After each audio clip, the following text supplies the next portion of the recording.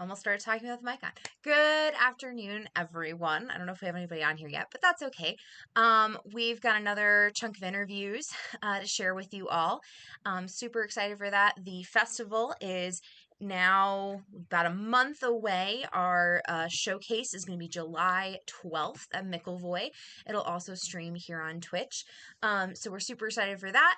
We've already got our casts put together. We are in rehearsals right now for everything. Actually, I believe 57 Bus is rehearsing right now, as well as A Kiss for My Daughter, which is really cool.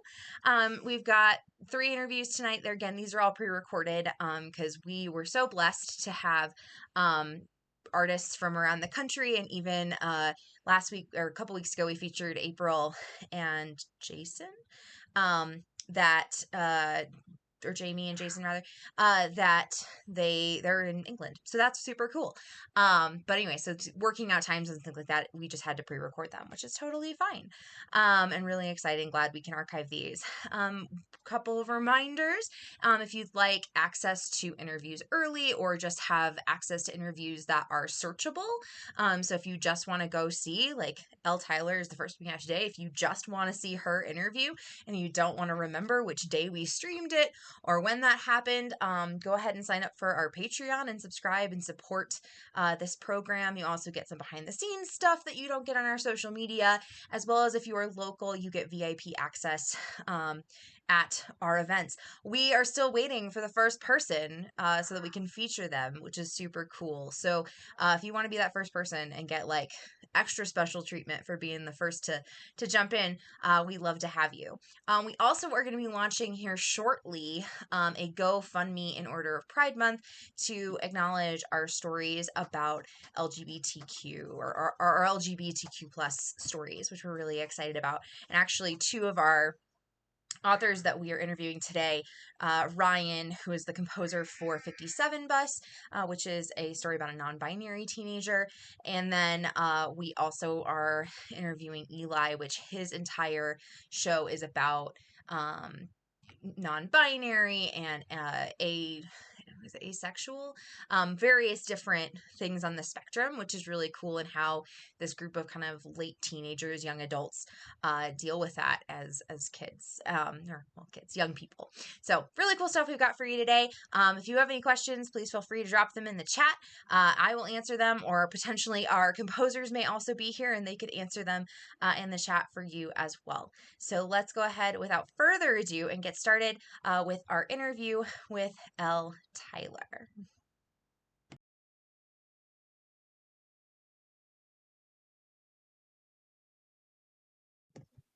Hi, everybody, and welcome to another interview. I have the lovely Elle Tyler with me today to talk about her show this year.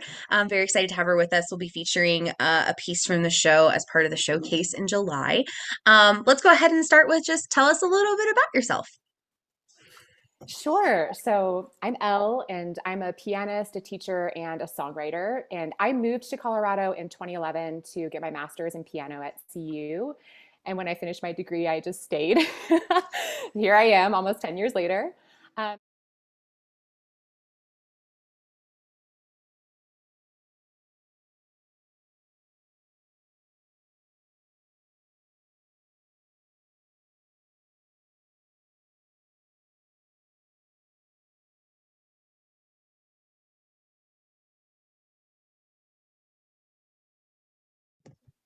Hi, everybody, and welcome to another interview. I have the lovely Elle Tyler with me today to talk about her show this year. I'm very excited to have her with us. We'll be featuring a piece from the show as part of the showcase in July. Let's go ahead and start with just tell us a little bit about yourself.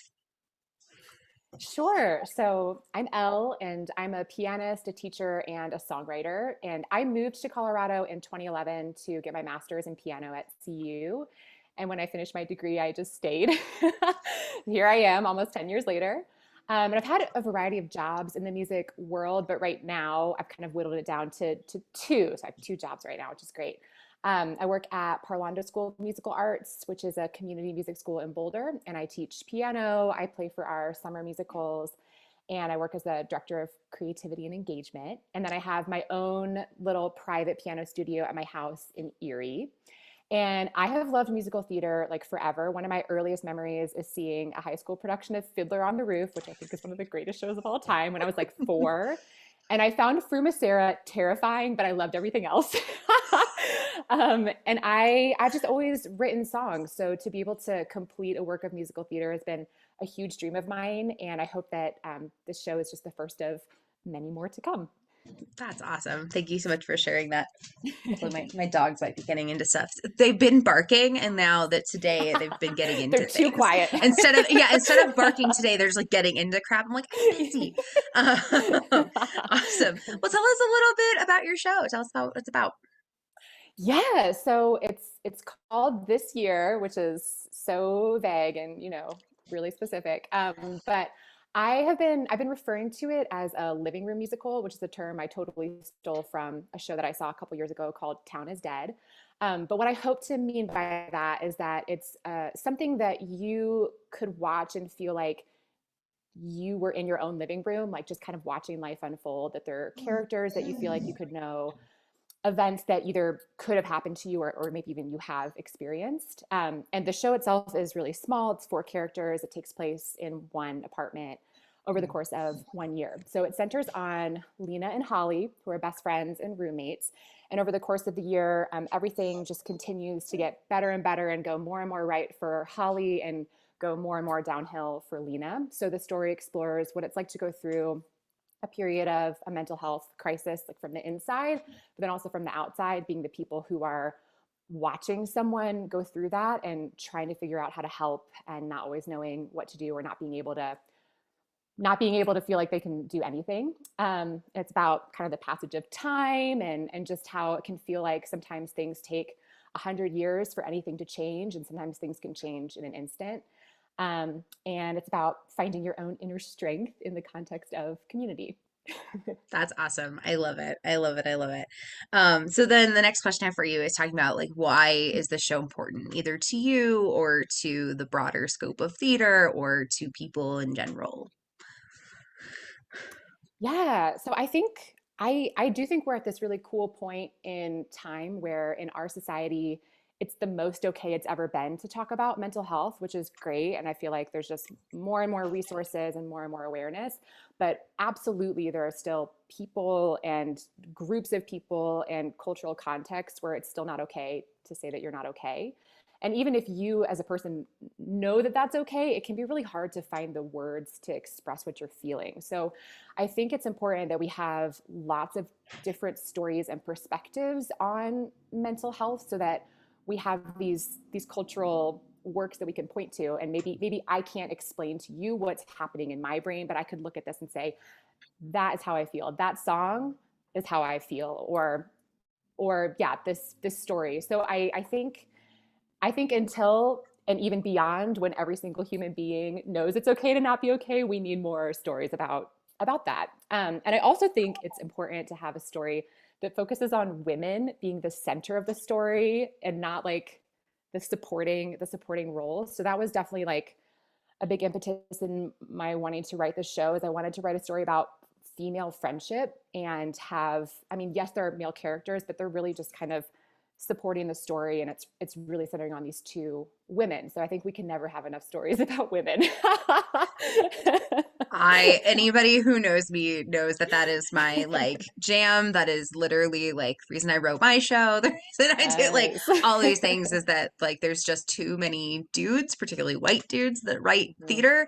And we so all the stories because we write what we know, and so Right. it's like we need more women, we need more people of color to write these stories.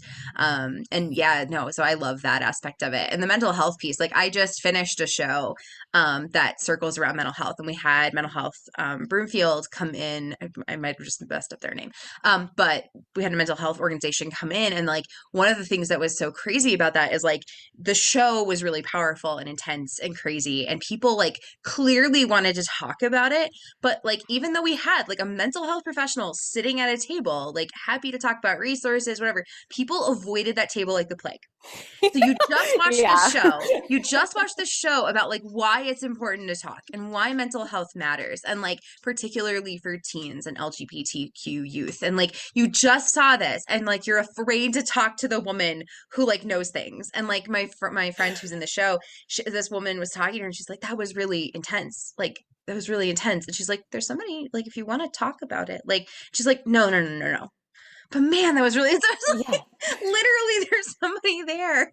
Like, and so it was just really interesting to see Yes. like, yes, we are more willing to talk about it, but I think, yeah, that piece of like personal, like it's hard to talk about when it's me, when I am affected. Yes. I can talk Fine about for it with other you. When it's Yeah. you, I can talk about it and it's fine. Or when it's other people or characters or whatever, I can talk about it. But when it's me that's Uh-huh. struggling, it's harder to say I'm struggling. Or it like, yeah. So that's Absolutely. just that's. So I think that I Oh, agree. I that's think it's really fascinating. important. Also, I want to see that show. Well, actually, fun fact: if you do want to see it, today's the 26th. We did a pre-recording of it, and you can watch it through the 30th. Okay. So Oh my I'll gosh. send Okay. that to you. Please do. But I'd love yeah, that. that's yeah, the pre-recording is going through the 30th. So side things. Yay. So what? So the next question I have for you is like, what are the next steps for your show? What would you love to see happen next? Well, I might get emotional because of when I was thinking about this interview, I was already. So that's just me. But I cannot wait to sit in the audience and watch a song get done at this showcase. Like I've always been behind a piano or like, running the Zoom tech or whatever. So just getting to sit and experience it with the audience. Oh my gosh, like what a gift you've given me and you're giving the other composers and writers to be able to experience that. So that's like big step number one. That's always been the dream to like not be like making it myself, but just getting to watch it. So that's huge. I would love to see like a college do it sometime. I think it'd be perfect in like a little black box theater. And I mean, our college years are so raw. Like who didn't go through something in those years or watch someone go through something. So I think actors that age and in that stage of life would just bring like a really cool perspective to the story. Yeah, and then I've done two like very like small, teeny tiny private, just like script in hand readings. So I'd love to do probably like another one of those because every time I've done that, I've realized so many things that I need to change and that aren't working, as you do. But yeah, just seeing it, I think seeing it even if there's still scripts in hands, like with some sort of like movement and like seeing the like a little bit of staging, I think would be super helpful to see if what I think works in my brain actually works like out there in the world. So actually like literally anything I'm excited to happen with it. No, I feel that definitely. And that's the hope with like our showcase stuff is that it is like, and the reason I always ask that question is like because, especially with our showcase, like it's a sampling, it's a smattering. And like my hope is that all of our lovely theater people in Denver come and see things and then go, oh, that was interesting. And then maybe find the person and see what they want to do next. And I usually try to stick in the program like what people hope their next steps are, whether because some shows, need a transcriber. Like we had that happen last year. There was a woman who had written this really fun musical, but there was no sheet music for it. And I was like, this would be perfect for high schools, but you got to have sheet music. And so she's found a Yes. transcriber and they've been like writing all of Amazing. this stuff out. And so like she's almost at a place where she could market it to high schools. And so that's my hope is that like whatever the next step is, maybe you find the person or the people that can help make that next step happen. Yes. Um, I love that's that. my I love that's that. my dream for like everybody who's involved. I know it won't happen for everyone, but like that's what I hope. Yes. Yeah. Well, That's what I you're hope. you're creating that platform, so that's awesome. That's amazing. Thank you. I love it. I'm trying. We're trying. So then the next question I have for you is what inspired your show? So what made you want to do this or what inspired you or kind of gave you the impetus to get it started? Yeah, I wish I could pinpoint like, a lightning bolt moment of clarity, but it totally wasn't that. I think it was a couple different things. One, chatting with some of my theater colleagues about the lack of stories that center on women, and thinking, well, I'm a woman. I could probably tell a woman story. um, and then having this idea where I mean, I love structure. Like I always loved like writing sonnets in creative writing because you have to do so many lines. They have to have so many syllables. So I love to have rules and then I can break them if I want to, but there's at least something there. So I mean, so many people have done like a year cycle. Like I'm playing right now Fanny Mendelssohn's year cycle for piano. So I was like, what if I did a year? Like, what if each song was a month? And how could that tell a story? Like, what would have to happen? How could I get two songs like right next to each other if they're, only every other month? Okay, one has to go right before midnight, one has to be right after midnight, and that probably should be near the end. And I want to write a song that's like an anti-Valentine's Day song, so that's going to be February, and that means these characters need to be like in this situation.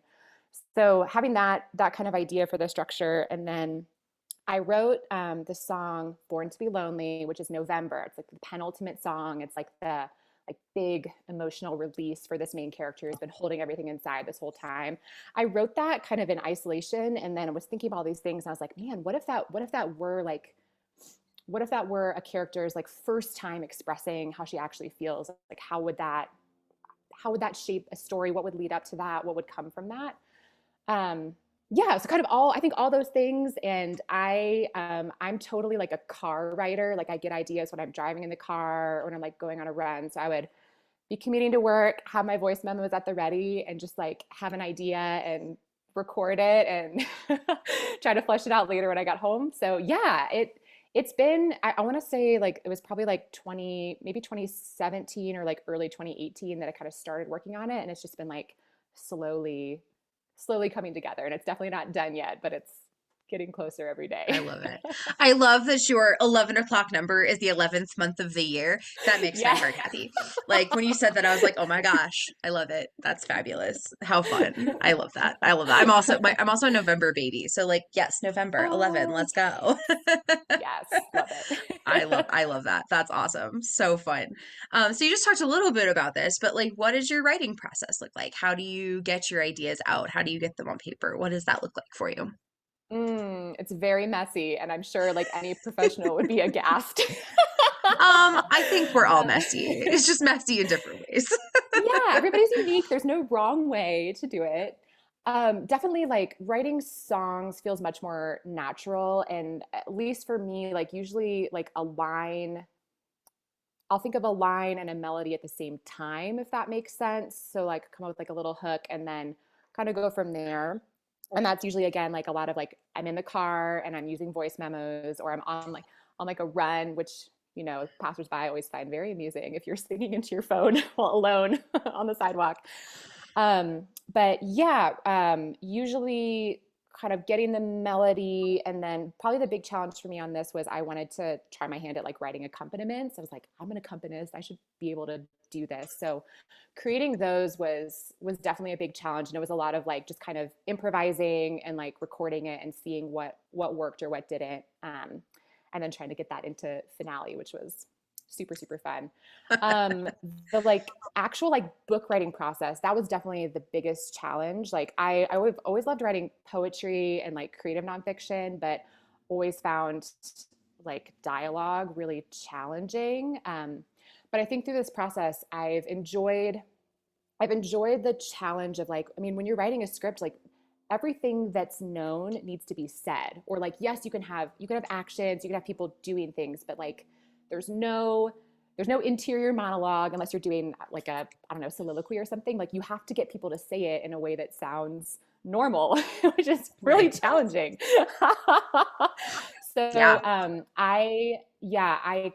I wrote all the songs first with an idea of kind of what the story was going to be, and then I took like an extended winter break. I took 3 weeks and I just wrote every day. Pardon my French, but I used like shitty first drafts from Anne Lamott, her theory of like you just got to write it and get it down and then go back and fix it. So I just kind of like wouldn't let myself delete. I would just keep typing and just keep writing. And then once I finished the first draft, went back and I've just been editing it ever since. It's probably like half as long as it originally was.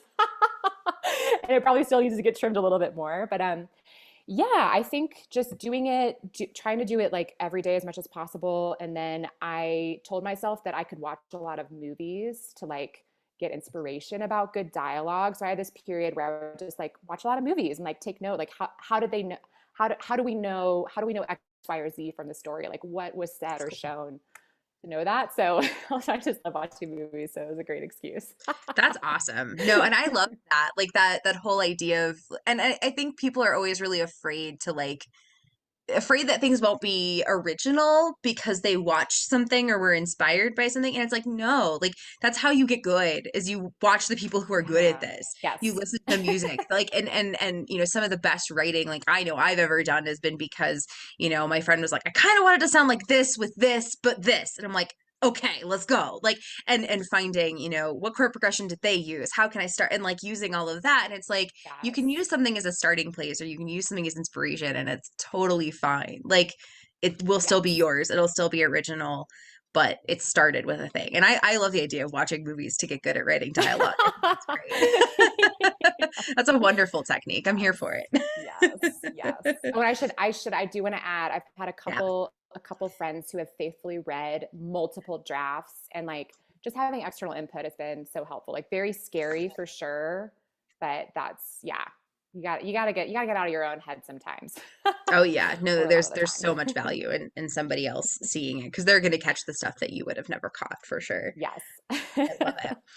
So then, yeah, my final question for you is just what encouragement would you give other people? What encouragement would you give somebody who's like, I want to do this, but it's scary? And I always think about, particularly with musical theater, like it's everybody who can like, you know, has some education could write a script, but like musical theater has this other level of like there has to be songs. I don't know how to write a song, or maybe I sing, but I don't know how to do that.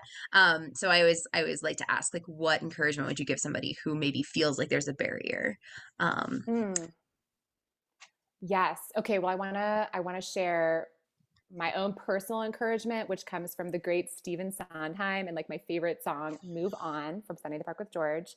But what I remind myself if I'm feeling like discouraged or like there's no point or I can't do something, the lines are, anything you do, let it come from you and it will be new. Give us more to see. So I want to throw that out there into the universe for anybody who's feeling overwhelmed. And then I'm like so thrilled that Hadestown exists because it's so different, like musically, than I mean, and Anais Mitchell is like a folk singer, and she wrote a musical. And I think, just like looking back at the big musicals from the last 20 years, like what a wide range of styles. And I think I sometimes kind of feel for myself like, oh my gosh, like what even style do I write in? Like, what is this music? Like, what are these chords? What is this? But there's no wrong kind of music. Like everything is going to connect with someone, and you are the only person who can write the exact music that you can write. So please write it so we can hear it.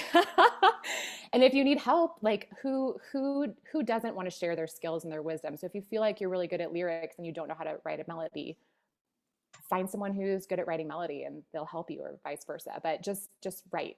Please write. Definitely. No, I think that's wonderful advice. Yeah, for sure. Just get it on paper, get it going, do something. And definitely that finding other people piece. You know, that's something that, you know, I know was shocking for me too. Like my writing partner that, you know, he was like, I wrote this thing, but I don't know how to write music. And we found that we worked incredibly well together. Like it's a collaboration that like I could have never dreamed of. And like so you'd be Awesome. surprised what happens when you just like put it into the universe. And I've noticed that with a lot of people we've interviewed too. They just like put it into the universe. Like, I wrote this thing, but I don't do music. So who's here? And it's Yes. shocking to see, you know, who you find and what cool collaborators you find. And especially in this world of Zoom and Yes. virtual collaboration, even prior to the pandemic. Like it's been cool to see how people have utilized that. That's awesome. Absolutely. Fabulous. Well, thank you again so much for being here. It's been a joy to get to meet you. And I love that you're local. I don't know if I actually knew that you were local. So I love that you're local. Yes. That's so Well, fun. thank I'm you. So good to meet you yes. too. And I'm excited for July. Yeah, me too. Awesome. Thanks.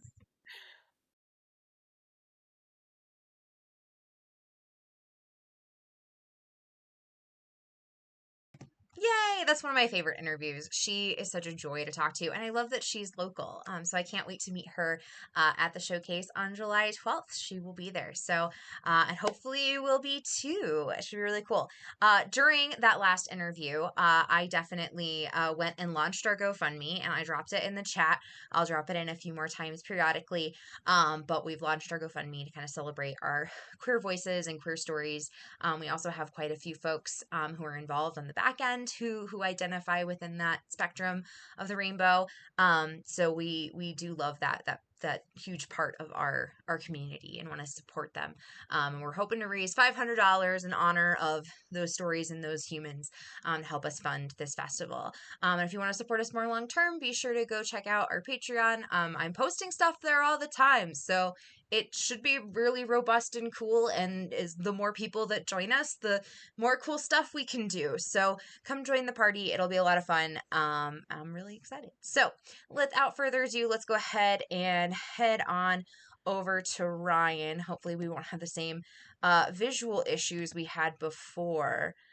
Maybe I'll just try to preempt that this time. So awesome. We're going to transition to Ryan. He is the composer and author for 57 Bus, and he is one of our main stage productions. His piece is on, I believe, I think he's the last one. Actually, I think I need to change my graphic. My graphic's wrong. I believe he's on the 26th, if I remember correctly. So I'll double check that. But he is one of our main stage shows, or his show is one of our main shows, directed by Preston Adams, with lots of help from some other amazing humans. So without further ado, here is our interview with Ryan. Hi, everybody, and welcome back. Oh no. Oh, there we go. You're good. There you Hi, go. everybody. Welcome. We've got another wonderful interview with Ryan. I forgot to ask you to pronounce your last name. I've been really bad about that. Luevano, is that right? Did I get it? Close. It's Close. Luevano. It's tricky. Luevano. So you Got it. can I say should have asked. Luevano. It's super. That's fine. That's Got fine. you. Sorry, I should have asked ahead of time. I've been really bad about that. But awesome. We're super stoked to have you here. This is our author and composer for 57 Bus, which is one of our main stage performances. I believe this one happens on the 19th. I think this one's on the, oh no, this one's on the 24th. I lied. This is the last Monday. So this is what we close off the festival with. So let's go ahead and just get started with, tell us a little about yourself. Sure. So, I'm first and foremost a musician, and it is only in the last 3 years that I've gotten into specifically writing, not musicals, but I've been actually now writing plays, and I'm starting screenplays now, which is behind me is my index cards for a movie that I'm working on right now. And so my background is in music composition and performance, initially as a trumpet player. And when I was in, I think, high school, maybe college, probably high school, I got asked to play in a pit orchestra for a musical. And I'd never really seen a lot of musicals, but I was fascinated by how the music and drama coordinated. And I was kind of hooked after that. And I really, watching a lot of shows. And then, in college, I really wanted to start writing, musicals and songs. So I actually did a year-long musical theater writing program in Hollywood, and learned how, like, the basics of like lyrics, music, and every month we'd have to there's the dog.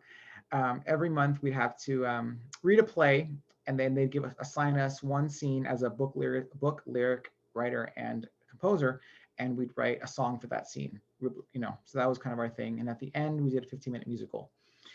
And that was my first musical, 15-minute musical, in a program, which was a great learning experience. And then after that, I wrote my own, and that was great. I produced it also, which I'll never do again. And I said I would never write book music and lyrics again, and here we are. So after the second show, I was like, I want to just take a break and just kind of listen to what's out there, and find my voice by listening to other people. So I took 3 or 4 years off of writing and became a theater critic, and watched everything I possibly could, and studied everything. I read, musical theater books, scores. I just, was devouring all this information. And then I was ready. I was like, I think I'm ready to write a big boy show, a grown-up show, a full-length 2-hour show, about something important. And that's kind of my background into getting into theater. And now I'm, working on this show, which is done, but it's not done because it's a musical. So it's going to be years of workshops, and I'm ready for that, which is why I've switched to plays and screenplays to keep me busy for the time being. Yeah. That's awesome. Thank you for sharing all that. That's awesome. So go ahead and why don't you tell us about your show? Tell us about the story. Yeah, so 57 Bus, interesting how I came upon this show. I was looking for a topic for a new musical after being denied the rights to another property that I wanted to work with. So I was like, okay, I want to find something, as important as what I was working on before. So I just kind of did a Google search and did a week plus of Google searches and kind of looked at top news stories. And I think I started in 2000, and then this is interesting all over the country, the world. I just tried to find whatever I could that not only spoke to me, but also I felt that could sing, because it's a musical. So a story that could benefit from being musicalized, essentially. And I stumbled upon this story about this agender person who was assaulted on a bus, and how um, and then I read a lot. There's a lot of information, but there's a lot of articles about it, and I was like, there's a lot more to this story than what the news is saying.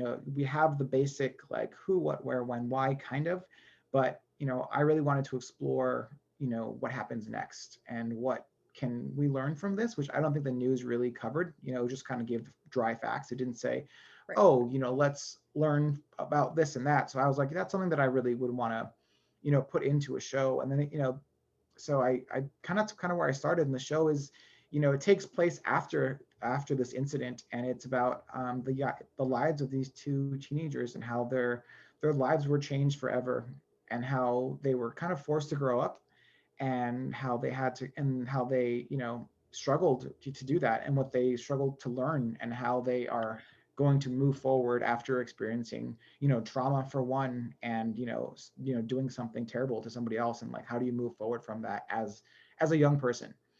um, so that's kind of what the show is in a nutshell. I know when I describe the show, it's hard to describe the show. The incident itself is depressing and really sad. However, I've I think the goal of art is to bring light to things, and not just shine light upon things that people don't know about, like this incident that not a lot of people do not know. This find moments of light at the end of the tunnel, I suppose. And that's kind of what the show is about: is these two teenagers looking for light at the end of this very dark tunnel.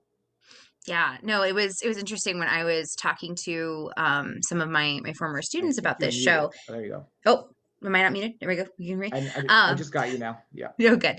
Yeah, no, it was interesting when I was talking to my students, my former students about this show, encouraging them to audition. When I was talking to them, I was like, Sure. yeah, it's 57 bus. And the one kid goes, oh man, that's such a sad story. And I was like, yeah, this takes place afterward. And it's actually very uplifting. Like the story is very positive, and like I really love the family dynamics within the show and how positive all of that is.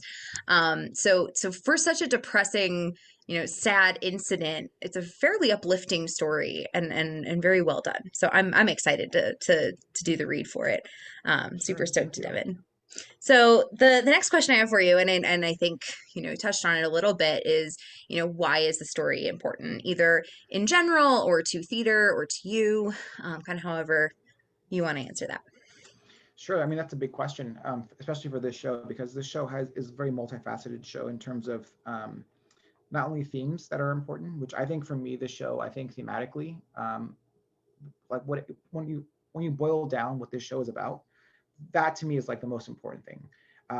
It's things that we can relate to. It's timely, but it's not written for that. It's about um, rising against society's expectations. It's about finding a path to healing, self-expression, um, living in an intolerant world. I think these things that people can relate to, and whether you identify as non-binary or not, whether you identify as Black, African American or not, we're all different. I think the show is about celebrating our differences, and learning about our differences. And I really liked the idea of bringing people to the stage, the musical stage, front and center, that don't haven't to this point had a big part.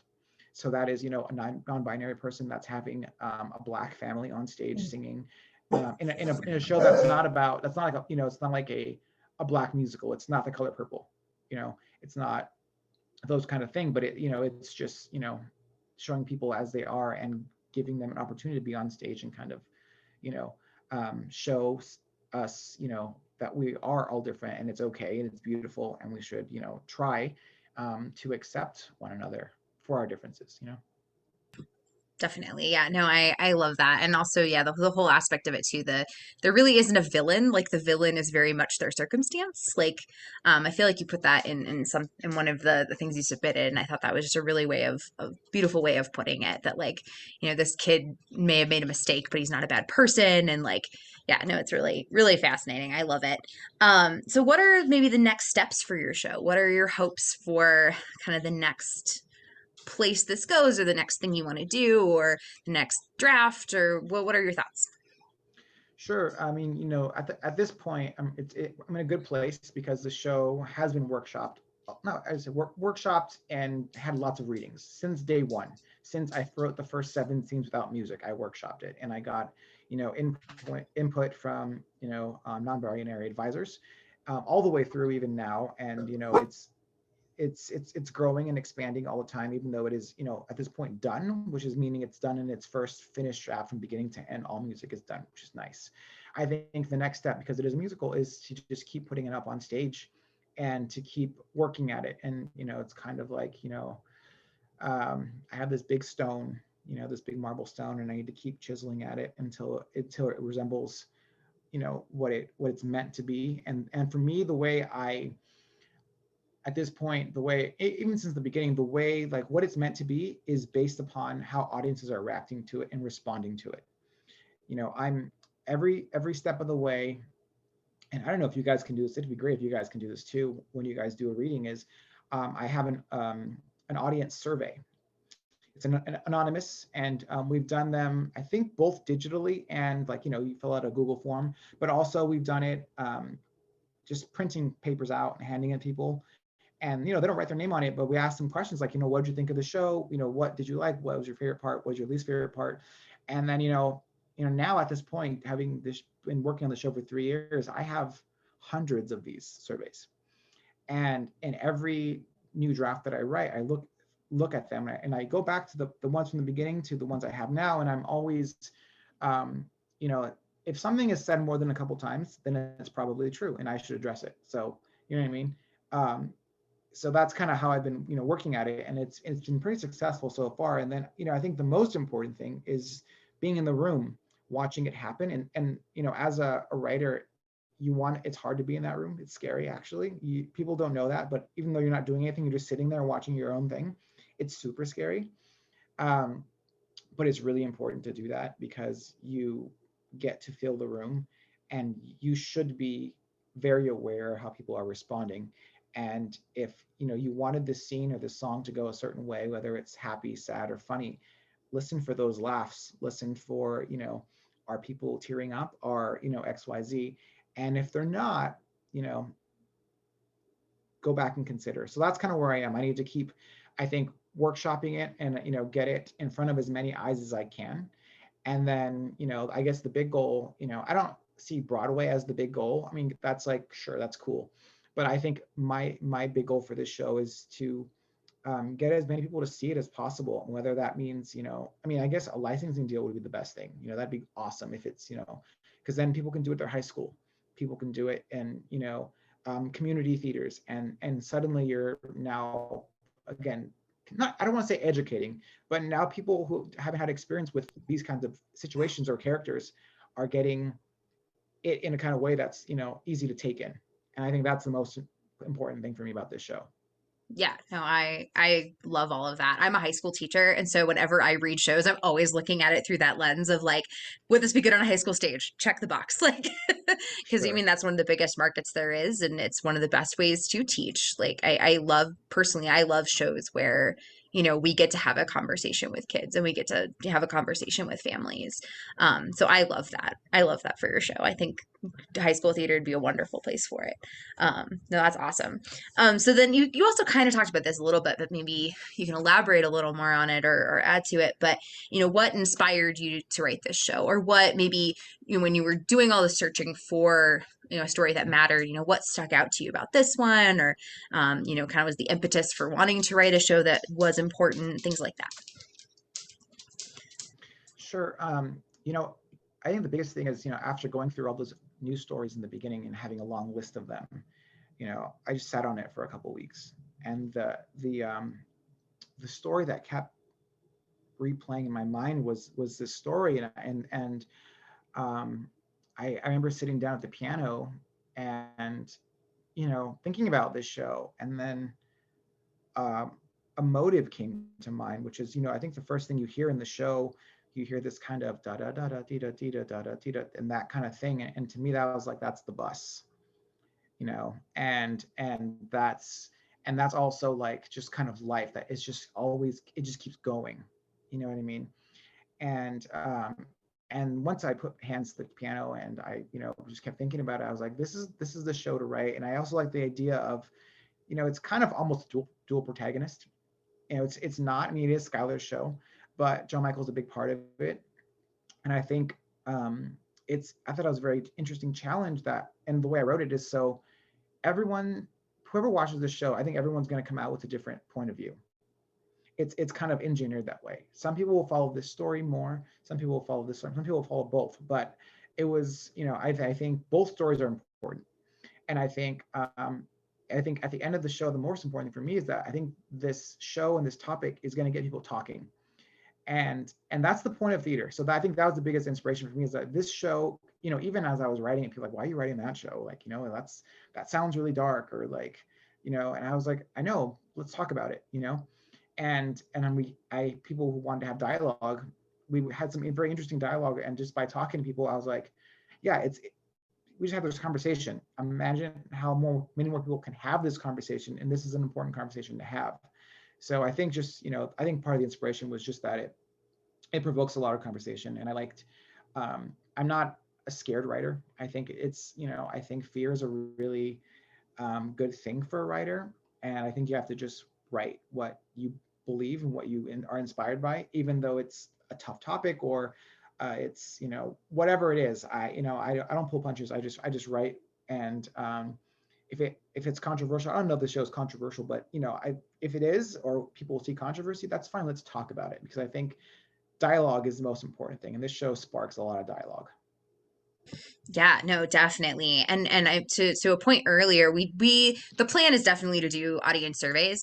We tried to last year, but because we were completely virtual, people like hadn't quite caught on to QR codes yet. It was very weird. And so we didn't get a lot of Sure. feedback last year. I mean, good feedback like in the comments, and we did some talkbacks last year, like with casts and stuff. And so the hope is this year we will be able to do more surveys and things like that. And it'll depend on kind of what the directors want to do for 57 Bus, but I think a talk back would be appropriate after a show like this, just to have a conversation. So it'll be kind of up to them how they want to handle that, because we're in a park, so it might be kind of weird, but That's a challenge. Yeah, absolutely. yeah. But the that would certainly be the hope, because I think this does, yeah, spark conversation, and it's nice to give people a place to do that. No, I love all that. That's awesome. So, next question I have for you is, what does your writing process look like? So when you have, you kind of talked a little bit about it too, but what does that look like for you? Sure, it's kind of similar and different for every type of project. There are things that I always do for every project, and there are things that I do for certain projects. So let's just say for this show, I think the first part of it was finding the idea and the story. And for me, not this doesn't always happen, but I took a true event and I made up a story based on just the bare minimum true facts of this true event. You know what I mean? I took those bare minimum and then I made up the rest. So I think for me, finding the story first, research, if there's research involved, I went to Oakland, for example, and spent a week in Oakland, and wanted to get a feel for the city. And I went to, the schools that these kids went to, and walked the streets. I rode the bus, the research was really important to me. And then the next thing I do is I kind of look at the big picture. What are the themes of the show? What is the message I'm trying to say? What is the story? You know what I mean? So I answer those questions on a piece of paper. I literally just print it out, and I just fill in, like, I create little worksheets for myself. So what are the big picture story, all about worksheets. And the next thing I do is I kind of build my characters, and I have a worksheet for every character. What their name, their background, their age, their education, their flaws, their exaggerations, their humanity, all these things that I create, so I can write them, like people, you know what I mean? And once I have my characters and all of that, the next thing I do, which is the most important and the most tedious and difficult process, which is what's behind me. And that is I index card every scene from beginning to end. And I won't write a page of script until the thing is done. And this can take, you know, it can take weeks, it can take a month, you know. But once this is done, I can see the whole show structurally, and I can follow characters, and it's et cetera, et cetera. So once that's done, I literally pick up a stack of index cards, let's say like 4, and I put them in front of my computer, and I write the whatever's on the card. And it doesn't, and sometimes it changes. You know, just because it's on the card doesn't mean it's you know, locked in. You know, oftentimes I'm like, you know what, actually I'm gonna do this instead, and I'll just cross out the card and put a new card and go from there. And then so for the musical, I read the book from beginning to end. No music, just the book from beginning to end. I think of songs, but I try not to. It's better to be more organic for a musical that way. So I finished the book, which I actually, book writing, I write pretty quick. So I can finish a book in, you know, 3 weeks to a month if I have this done, which I always do. And then once the book is done, in this show I did readings of the book just by itself, and like, okay, what's working, what's not, and then I go through each scene and I say, okay, well, what is this scene about? What is the deeper emotion here for a character or for this moment? And then I say, great, how can I musicalize it? And I basically steal from my own book and find lyrics and find a concept for a song. And what happens is, you know, a book scene that, you know, was maybe 8-10 pages becomes 1.5 pages, and now we have a song that replaces all the missing stuff. And once I get into a song, the first thing I do is a lyric thing, you know, and I have a lyric worksheet, of course, which is kind of like what are all the things that the song's about, and I kind of structure the song not with index cards, but just like, this is the first section of the song about this, and it kind of, you know, Sondheim says a song is like a one-act play.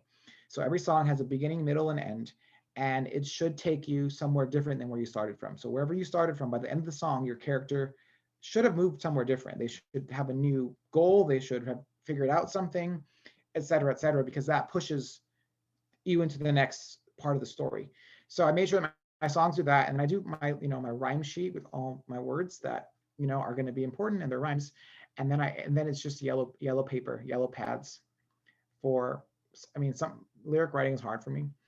Um, but so it's always just yellow pads over and over again. I'll fill up, you know, I think the opening number, I filled up maybe 2 yellow pads of stanzas and ideas, and then I would take one from this page and put it this page, and then I'd go to the piano, do any of this like work, and at some point, I don't know, you know, sometimes I just don't even know how it happens. I wake up and I'm like, whoa, the song's done, and I'm like, what? Did I write this? Because it's just, it's very like, it takes a long time, and it's a labor. It's really labor intensive, and then I have a song, and then and then after that I have the kind of rough idea. It's just about rewriting, which is, you know, as a writer, you're going to be always, especially musicals. I mean, you're never going to rewrite more than writing a musical. You're going to be rewriting for 10 years. You're going to write for, you know, 3 to 5, and then be rewriting for 10, and then hopefully by 10 you have it. The show should be pretty tight, and you're probably sick of it. But it should be pretty tight, and you have to walk away and just trust yourself at that point.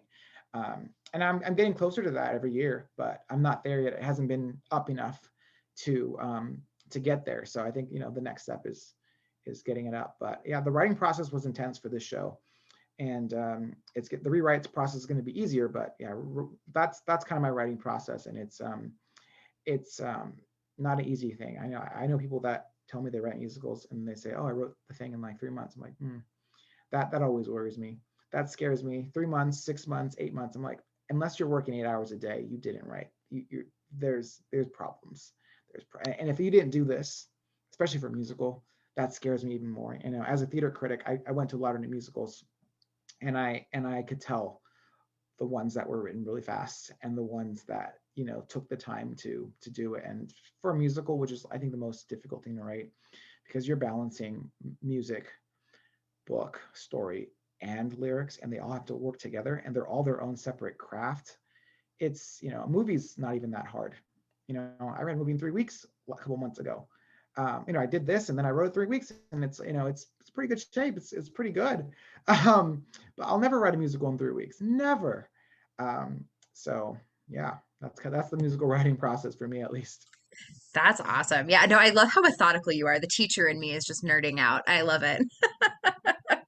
That is I so mean, I'm a cool. teacher as well, so Oh my and goodness. yeah, and that's why, like, I know worksheets are gold. And I do worksheets for myself. It's fine. I do my own homework. I create my own homework, and I do it.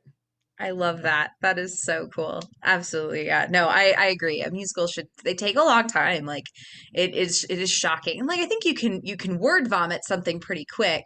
But yeah, Mm-hmm. that rewriting process and that like outlining everything and seeing the big picture of like how it all comes together at the end. Yeah, it takes a long time. It takes a long time, man. For sure, but I love your process. I think that's great. So in our the final question I have for you, because our the whole goal of our festival is telling untold stories, and I, especially as a teacher, like I'm tired of doing the same 20 musicals over and over again. And so part Right. of the nonprofit that we now are kind of a part of, and this festival is encouraging stories we don't hear very often, and encouraging people who maybe wouldn't typically write to write. And oftentimes a musical does have this other barrier of the music because, if you've got a college, high school education, you can probably write something okay, but the music piece of it, sometimes eludes people or feels like a barrier. So I guess what encouragement would you give to somebody who's like, I have this idea, I have this story that I feel like matters, but I don't know what to do next. What would be your Sure. encouragement? So, do you mean specifically for musicals or writing in general? You can do both or whichever Yeah. or I, one or the other. I Either. think what first of all, I never thought I'd be a writer. I never thought I would write a musical. I've written 4 plays and 1.5 screenplays, and I've never, in my dreams, thought that I would ever do those things or want to do those things. But now that I'm doing them, I'm looking back, and when I was a kid, going as far as elementary school, middle school, I was always writing stories, or whenever in English class we got to do something. Give me 1 second. My Alexa is doing weird things. Do you hear that? You're good. She maybe I mentioned her name. She's scary. Um, always listening. um, Right. so now going back, I remember whenever in an English class we got a chance to write our own story, for whatever the assignment was. I always actually like really enjoyed that, and I don't think I wrote a good story. I think they were just like what every kid would write. They just this happens and this happens. I wasn't doing too much thought, but I had a good time writing it. So I think for anyone, whatever age you are, I think write it down, however you want to write it down. However is most comfortable to you, but um, finish it is the big advice. Finish it and put it away and write the next one. Just keep writing. I think that's the best advice I can give to anyone, is to start something, finish it, and go on to the next one. And if you're young, the stakes are very low. Write about anything, you know, write about anything. Create your worlds and just have fun and get lost in your writing, and read so much. Read everything. Um, and maybe you don't know what genre you're going to write in. Maybe you don't know if you're a novelist, or you don't know if you're a playwright, or you're well, which do you like to which do you enjoy the most? And whichever one that is, read a bunch of plays if you like plays. Go watch a bunch of plays. Go on YouTube and watch musicals, or go see musicals, or if you want to write movies, watch them. Or if you like reading novels, which novels do you like? Read. Just keep reading and write. And the other thing I would say is, you write one thing, the next thing you write, make it totally different. Always keep expanding your toolbox and playing. It's all, it's just play. It's really, they call it playwriting. I love the term playwriting because it's just play and writing. And the index cards, like, this is, as hard this is, it's playtime. Like, I'm just putting up paper and I'm like moving it around, and it's kind of like arts and crafts. And I hate arts and crafts, but I love doing this, you know. Um, so to anyone out there, however, your age and whatever, just write, just keep writing. And when you find a genre that you like, um, consume yourself with everything you can read in that genre. And because, writing is writing and starting and finishing, but it is also, you can't ignore what came before you. You can't ignore other writers and what everyone else is doing. And that's how you find your own voice, I think, is by finding what you like and then reading a lot of stuff. And you're going to get little bits of everything in your own writing. If you listen to this show, you can hear all those things I listen to. You can hear little bits of Stephen Schwartz in there. You can hear little Sondheim. You can hear all kinds of stuff. I listen to a lot. So listen, write, rinse, and repeat. I love all of that. That's wonderful. No, and yeah, no, and yeah, your index card is so fun too. The like you can move it around and like see how they like. Yeah, I'm surprised. I do that for casting a lot. Like I do like sticky notes for casting to put people where they're. I'm surprised I've never thought of it for outlining. That's so fun. I love it. Awesome. Well, thank you absolutely so much for being here. Because the last thing I've been asking some people is like, do you have, anything, like anything you want to plug or any fun stuff you're doing or any final thoughts you'd like to share before we wrap up for the day? I'm just excited that we're getting closer to theater coming back. In some form. I know really, when we think of theater, I always everyone thinks of New York and New York. September, by the fall, we should have a semblance of things opening, and Yeah. that's exciting. And I'm excited to go back into the theater. I'm going to the movies tonight, so that's exciting. I mean, I've been to the movies in a year and change, and tonight I'm going to see a movie. I'm just like very excited, and I can't imagine what it's going to be when live theater comes back. So, to everyone out there, go and support the arts. If you haven't, because we've all been locked away for so long, go to the theater, go to the movies, go to an art museum. You know what I mean? And just realize how important it is, because without it, I mean, it's what got us through this thing, really. Yeah. I mean, how many of us were watching Netflix or TV shows, or or Preach. reading a bunch of books that we never had time to read before? Well, what if there weren't any artists? So please go out there and just support any artists, all of them. And don't forget to just take it all in, that this is, I think we've been spoiled, and having this happen to us makes us realize how spoiled we were. And let's just appreciate every moment, not only just in the arts, but just being with people also, which I've been doing a lot as well. And that's great. And I can't wait to be in a theater with people again. So go Yeah. support theater, go do something, go get out of your house. No, it's true. I got to be in I was in the pit for a show that got one weekend and people were in face shields. We live streamed it, Mhm, but there was some audience and like I forgot how much I missed hearing people laugh. Like or mhm. hearing people like emote as a group. Like I just forgot what that was like to be in that room. Like, yeah, no, it's crazy. So no, I love that. I think that's fantastic advice. So Great. awesome. Thank you so much for being here. I absolutely appreciate it. Lovely to get to know you a little bit better. So thank you so much. Appreciate it. You're welcome. Thanks for having me. Yeah.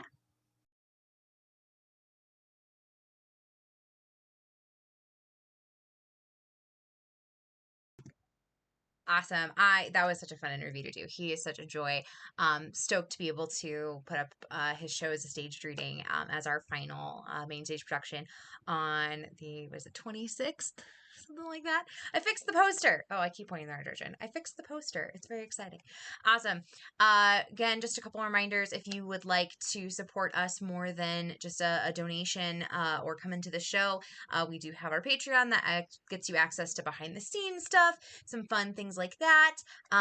We post stuff on there I post stuff on there fairly frequently.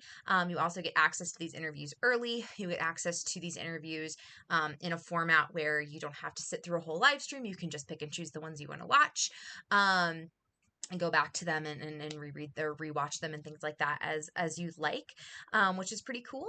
So please come support us over there. And again, that first person who signs up, we will shout you out and tell you all kinds of wonderful things. So come join the party. It'll be a lot of fun. We also launched our GoFundMe today, which is celebrating our LGBTQ stories, voices, artists, creatives, admins, all the incredible humans of that spectrum that are a part of our community here at the festival. So that GoFundMe has been launched. I dropped it in the chat. I can drop it there again. But that's happening and we love that. And the next author we have today is Eli, and his story is about queer identities in young people, which we're super excited about. So Support us on Patreon, support us on GoFundMe. We have a $500 goal. Help us reach that goal. And let's hear from Eli.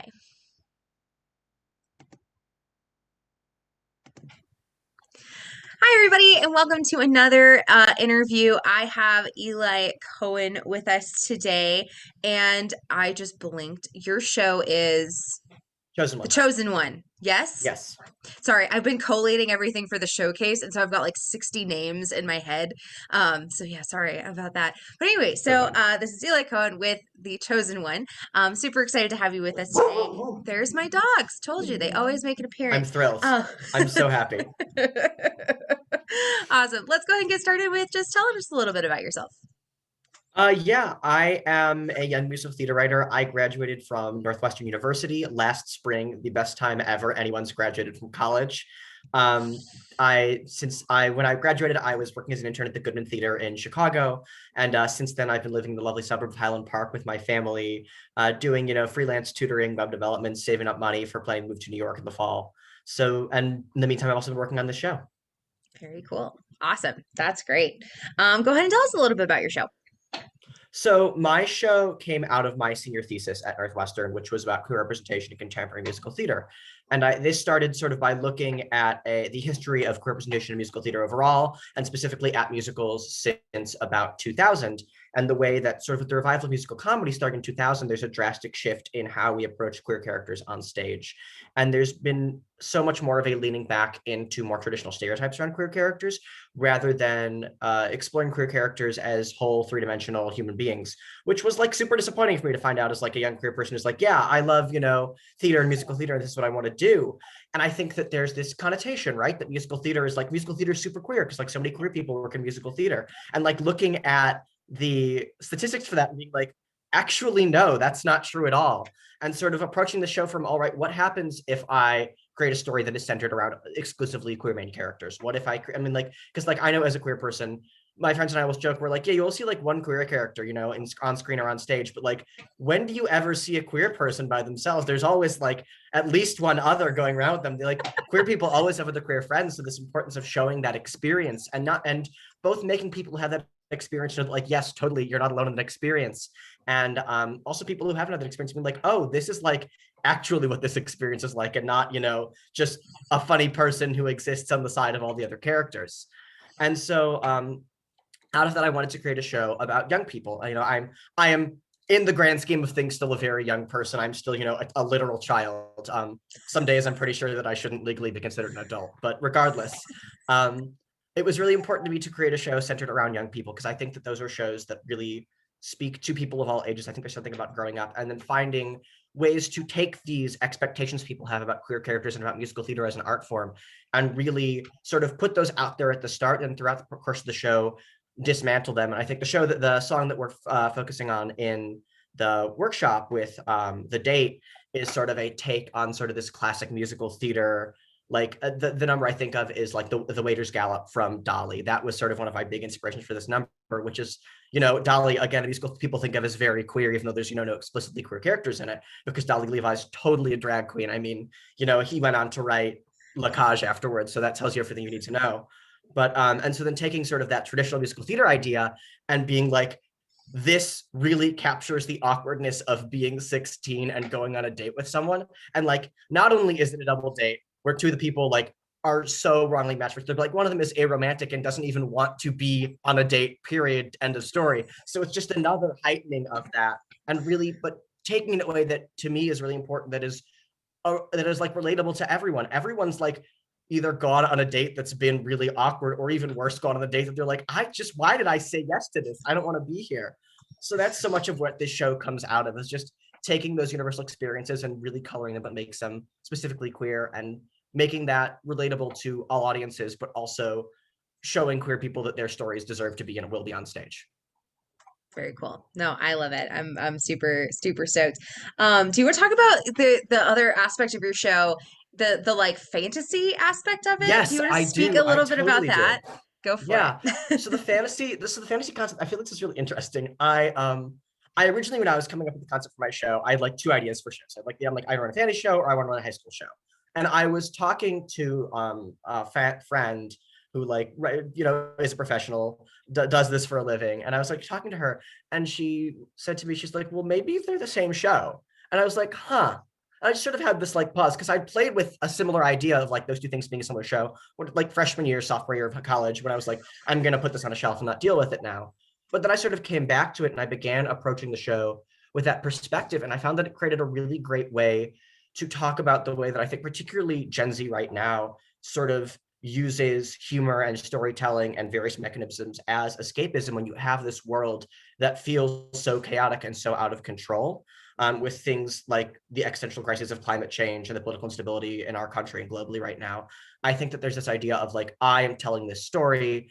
It is, something that I have control over. And Joey, the main character of the show, really tells this story as a gift to Eleanor and then later both Oliver and Sam as his friends, and the importance of having this shared world that the four of them can experience and run away to. And then how in the second act, after sort of their relationships collapse, realizing that, they're high schoolers and they don't have control over everything, how it becomes a really unhealthy version of that coping mechanism for them to not have to deal with the problems that are in front of them, and for them to have to run away from their problems, but then eventually in the end also becoming something that brings Joe and Eleanor back together at the end of the show and represents this idea of like, we have to be hopeful because there's no other reason to keep going otherwise, and finding that hope even when it's in the hardest of places. The fantasy plot has this idea where there's this horrible, terrible famine affecting the kingdom, and the fantasy characters are going on a quest to bring the magical person to the well and stop the famine and save the kingdom. And at the end of they fail, but despite that they find grain growing at the well. And so this idea of, even though this first plan didn't work and it's not going to be easy, but we can like harvest this grain and begin planting this as sort of like a spell resistant version of wheat, and our kingdom will be able to move forward. Sort of this unlikely, founding it in truly the most unlikely place, sort of the heart of this darkness and poison. Very cool. Awesome. Thanks for sharing that. Yeah, it's a very unique aspect of it. And I was like, you have to talk about that a little bit for sure. Yes, so the absolutely. the next question I have for you, it maybe is a little obvious. We've spoken on it a little bit, but basically, why is this important? Why is telling this story important? And there's the dog again. They're cheering on the queer musical theater, and I'm really thankful for that. I mean, this story is important because of the dearth of queer musical theater, particularly the dearth of queer musical theater about young people.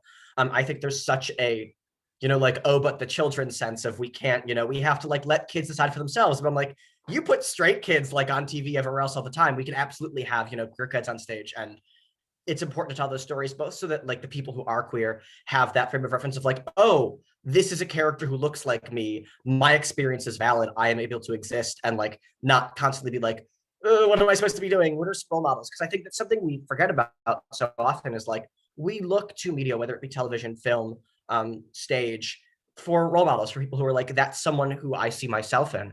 And I, even growing up as like a queer kid in, the 2000s, 2010s, I really struggled to find those role models. I really found that a lot of them were stereotypical in certain ways that I felt like didn't apply to me, but would also, because of that representation, have other people put me and other queer people I knew in very specific boxes that we really didn't fit into.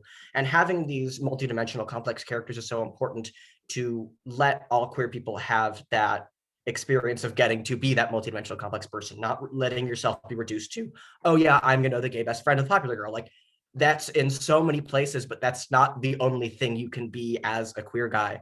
It's also really important for me to put a variety of queer identities in this show. I have gay characters, pan characters, bi characters, non-binary characters, aromantic characters, showing this breadth of what being queer can be and the nuances that are experienced by those different groups of people, and also the intricacies of how those different groups interact and what intersectionality means for those groups' experiences. For example, like the way that Sam interacts with their own experiences as a non-binary person is very different from the way like Joey, Peter, and Oliver, as cis men, at least in this version of the show, interact with their world, and the importance of what the three of them can't realize about the way that Sam has to walk through life that they simply don't.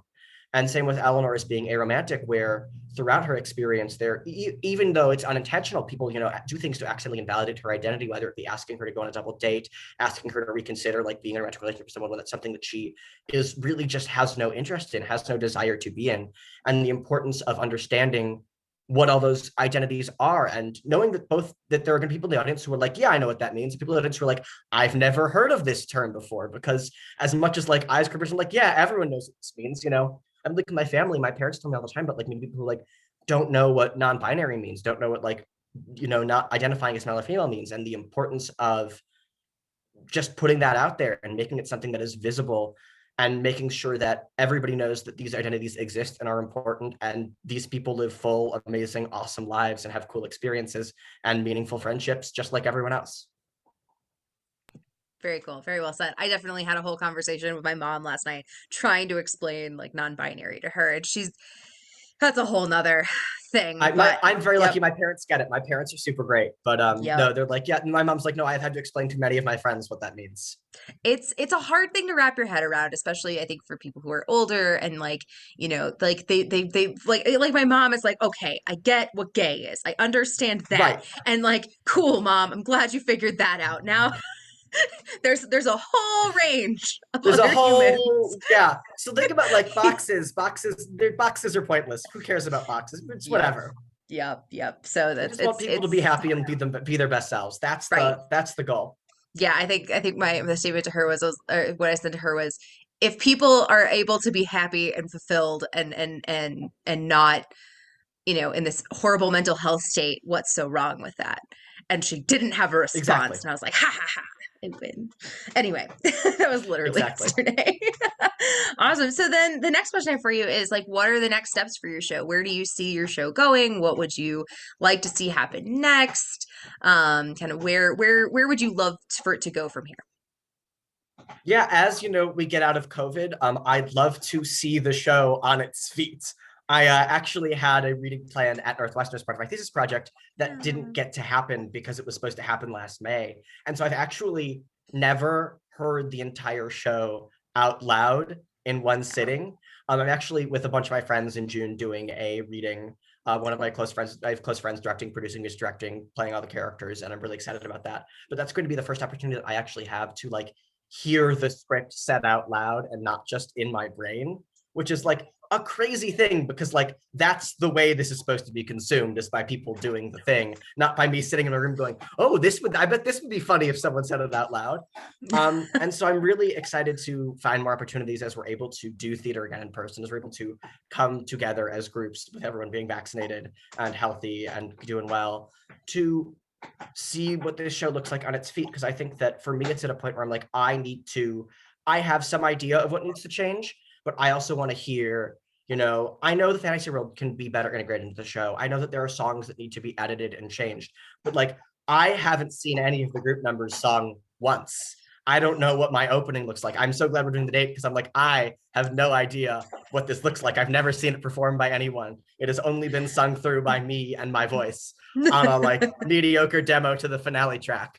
And so that's what's really exciting for me at this point, is I'm like, I know this show is ready to be on its feet, to start workshopping, and that I'm going to be able to hit the ground running when these opportunities do come around, which is why I'm so thankful for this, and being like able to see this song and being like, oh, these are the things that aren't working. Amazing. Then being able to go back to the drawing board, sit with my piano that's right off screen there, and just figure out what I could do to make it better. I've been working on this past week, actually. Yeah, I've been working this past week on the two ballads in the second act, Walk Away and Falling, which I'm like, I need to edit these, but having the emotional capacity to edit ballads at home with your family is not the best place to do that. It's not the most conducive writing environment, but you make it work. Yep, nope, the struggle is real, especially to go back and like re-interact with your work. And like I just a show that I worked on just finished like getting a full staged production, and now we need to go That's so back and just exciting. clean and edit and Yep. like, oh, I just don't want to do it. I don't And want I'm to like, deal I'm with so it. excited. See, but I've had this point where I've been like sitting, making all these like little edits all year. And I'm like, I just want to see it on its feet so I Yep, can like there's that. tear into it. So I can just like Yeah. tear it open and throw things at a wall and really like get like, I'm like, I want to get in a room with people and like have 3 versions of a scene and hear it all 3 ways. That's That'd something be I'm very so cool. excited about the opportunity to do. Yeah, definitely, Yeah, definitely. yeah, So yeah. yeah, no, I'm excited. I'm interested to see how we're gonna do this because it's a staged reading. So it's like, how do we show all of the facets of that not being fully staged? So Totally. that's something I have to still solve for yours. I was looking at it today and I was like, oh yeah, I gotta Whew, let's get creative. Do the best we can. I'm excited. I'm so excited. But creators, but I'm like a big believer in, constraints breed creativity. Like that's just going to make it more exciting and be more creative and be amazing. I'm so excited for it. I'm glad you have faith in me. Absolutely. You're awesome. So then Thank you you, kind thank of you. talked about this a little bit, but what the question is what inspired the show, but maybe what, was the impetus for it or the start of it, Yeah. those sorts of things. Yeah, I mean, like I said before, it sort of came out of this thesis research and this research into like what has representation looked like. And I think it's really easy to be like, oh no, what do you mean you started a show with like thesis research? That sounds really questionable and boring. But Yeah, that's really a great using that place to research as an start. opportunity. Right, that's what I ended up feeling. It's like, oh, I felt like I had some resources of like, I know what my audience is thinking in a way that I wouldn't have known if I didn't do this whole, I wrote a 40-page paper on this, read so many books that I still, haven't had the chance to return to library because it was closed for a year. That are sitting, right here. Wait, here's I feel the need to just pull it over. Here's my one of my thesis on my marked up thesis books. But Feel no, that. and so really the goal came out of, I was like, I know I want to do some sort of queer show. That's really important to me. It's been a really big thing that I worked on in college, of just taking a lot of gender and sexuality classes. I took a great class on like US LGBT history that gave me a lot of the resources that I was able to use for this thesis, as well as just always being drawn to queer theater and also looking at musical theater and being like, why don't I like the way that Henshin and Ernst sort of depicted in Spring Awakening? What is it that's bugging me? And developing the language and the knowledge to be able to articulate that, to be able to be like, oh, I have an issue with how characters who in the original text are like in a life or death situation, it is really played for laughs in the musical. And I get why. I get the desire to have this really sweet, funny, cute queer couple that are on stage, just sort of like exploring their identities, exploring their lives. But at the same time, watching that nuance to it be lost and the danger of that be lost is also so heartbreaking as someone who like knows like everything they do is like punishable by death. And reconciling that was like, then why don't we, if we want to have those cute, sweet queer couples, because I do think that those are actually two queer characters who are complex and who have a lot of nuance to them and don't necessarily fall into the stereotypes a lot of other characters fall into. But then why can't we have those characters exist in 2021, exist in the modern stories, when we have so many characters who are really solely exist as comic relief in their stories? And so creating that show that just has characters you see anywhere else in any other show, but who also are queer, and then the consequences of that identity being in the show. And that's what was really important to me for this show, is having it not just be I took characters and made them queer, but having them be I took characters, made them queer, and also built in the consequences and experiences for that, while also building in a structure in the show that would guide the audience along to only feel uncomfortable at the points where they're supposed to be feeling uncomfortable, rather than being like, this is a foreign world I don't understand, but giving them like, this is what I know you're familiar with. I want you to know, to like see that, and then to also go continuous steps from there and take a journey with me with these people.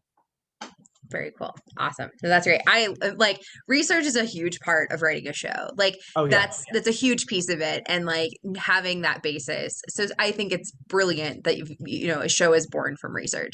Like that is perfectly fine. Don't let anyone ever tell you that's not fine. Like that's fabulous. That's how it literally one of the projects, I'm in grad school for theater, and like one of the projects we had was literally like you are doing a project, it can be creative, and you're just doing the research for that project. Right. So like I spent an entire semester just doing research for like a hypothetical creative project I may do. Like, so it's there's a lot of research and creativity that people maybe don't think about, that like you do need to understand the historical context, or maybe you do need to understand the social context, or like, and that's research. Like, just like you would write for a paper, Exactly. No, and I think it's so easy. And like, I think, a great example of like Hamilton was born out of research. Hamilton was born out of like a book that was researched for years and years and years and years and years. Totally. Exactly. And then, Miranda took that book and ran with it. And yep, exactly. Awesome. So the next question I have for you is, what does your writing process look like? So how do you make the thing happen? That's such a great question, because there's so many different steps. I think so. I'm a big outliner. I'm a really, really big fan of outlining. I outlined this script, I think 4 times before I wrote I wrote it like 3 times before I wrote more than like 2 or 3 songs for the show. Um, and then I feel like my songwriting process I always feel like is kind of weird. I I do this thing where I start throwing song concepts like on a literal whiteboard, like either on my computer or on like a big whiteboard on a wall. But I will just like start writing like different hook ideas for songs out on the wall, just around like an empty center space. And somehow, whatever way my brain works, this is like the most amazing way for me to like be like, oh yes, these are all the ideas, and like magically the hook in the center at some point just appears. Sometimes it's after like 2 titles, sometimes it's after 20 titles, but like then I'm like, oh yeah, that's the core of the song. And then sort of jumping from there, a lot of times then sort of other lyrics and a melody will sort of just like appear along with that. That's generally the way that I write songs. Another way that I'll do is I'll sort of just sort of spit out lyrics and feel sort of a scansion and sort of just trust myself and be like, all right, I'm going to do a verse, chorus, bridge, chorus, and see where that takes me in this journey. And then a lot of times I'll like get through that and I'll be like, ah, yes, here are the like 4 lines worth saving, start a new document, and then go from there. Other times I actually start with a groove or with a chord progression that really vibes with the character. Sometimes if I want a really specific style, I would like go on Spotify, create a playlist of, 20, 30, 40 related songs, and just listen to those until my brain goes, ah, this is the thing you're looking for. And then, I sit down at the piano and start playing with melodies and chords and grooves. And so it depends on the kind of song that is I think the best question for songwriting, and what the goal is with the song. One of the craziest songs in the show, Number Divi Date, which is sort of like the second act version of The Date. This was a song where I just like pitched people like, imagine Tevye's Dream from Fiddler on the Roof, but like queer. And like that was all I said to anyone for like months, because I honestly had no idea what this like sounded like or looked like. And then like right before a big deadline for the show, I just like, it was like 9 a.m. and I went, that's what the song is. And I have my friend Mo, who is near and dear to my heart, is my orchestrator and arranger. And so I was like sending them things. I like was like working on this song, and then at like 2 o'clock I sent them like, I need you to vocal arrange this chorus into a wedding chorale for me. And they were looking at this like, Eli, what's going on? I'm like, don't worry about it. And then they sent that back, and then I sent the thing. Then they're like, this is great. I don't know how you started from nothing. And I was like, well, it's been in the back of my brain for a year now.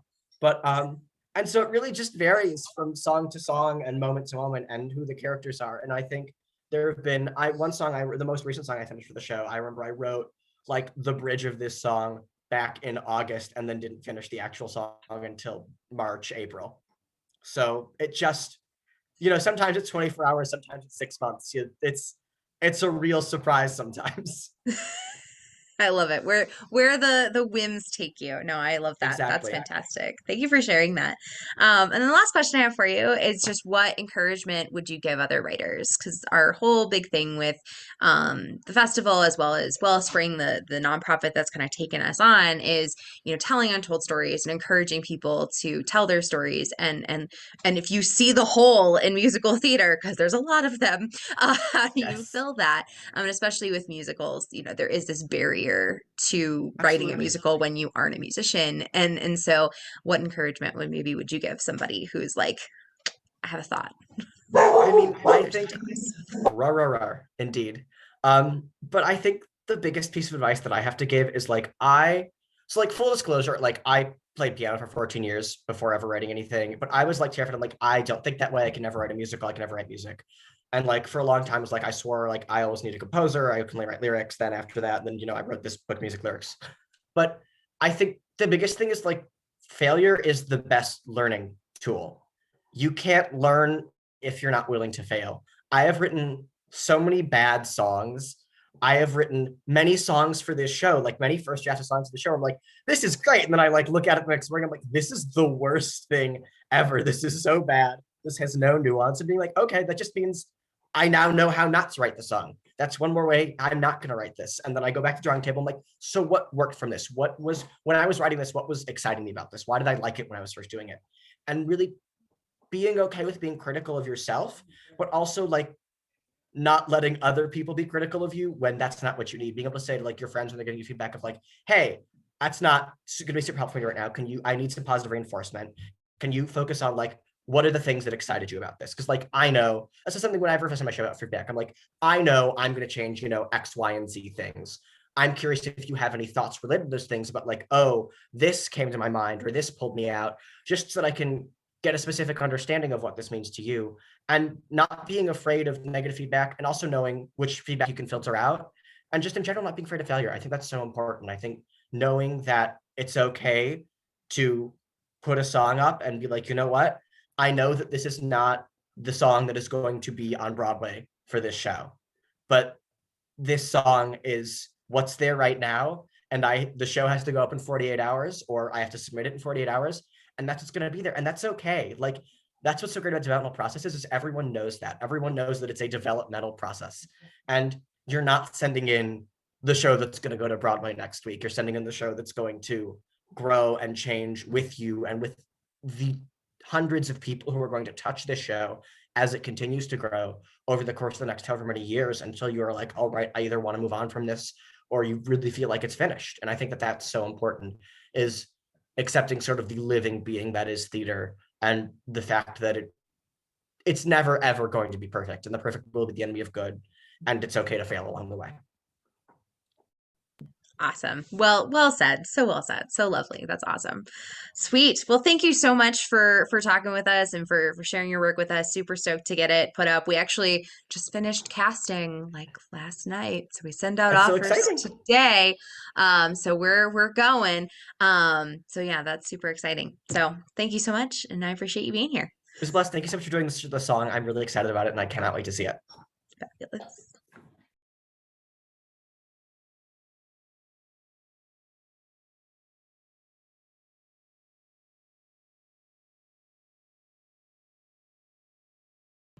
Took me a second to get that back. Oh, there's my dogs. They finally made an appearance on here.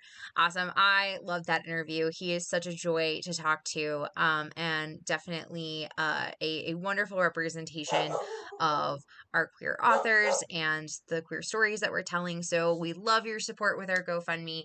And if you'd like to even take it a step further, you can support us at our Patreon.